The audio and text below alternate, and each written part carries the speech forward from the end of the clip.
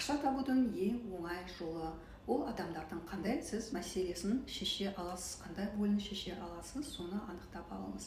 Тіпті сіз белгілі бір сферада жұмыс жасасаңыз да, сіз дәл қазіргі моментте адамдардың белгілі бір ойын шешіп жатсыз, белгілі бір оларға көмек көрсетіп жатсыз. Бұның өзі де сіз адамдарға қандай да бір ниетіңізбен көмек беріп жатырсыз.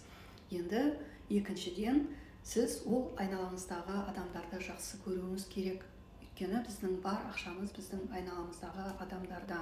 Егер сіз адамдарды жақсы көрмейтін болсаңыз, оларды жек көретін болсаңыз, сіз әлемге не беретін болсаңыз, соны аласыз. Бастысы ниетіңіз тура болу керек. Сол адамдарға ақшасы көп болса екен, дені сау болып кетсе екен деген сияқты іштей ол адамдарға жақсылық тілеген кезде, ол сіздің сол әлемге берген затыңыз өзіңізге қайтады. Сонымен қорытындылай келе, ол адамдардың мәселесін шешеміз, ол адамдарды жақсы көреміз, және ол адамдарға ниетімізбен жақсылық тілейміз. Біз әлемге не берсек, соны аламыз.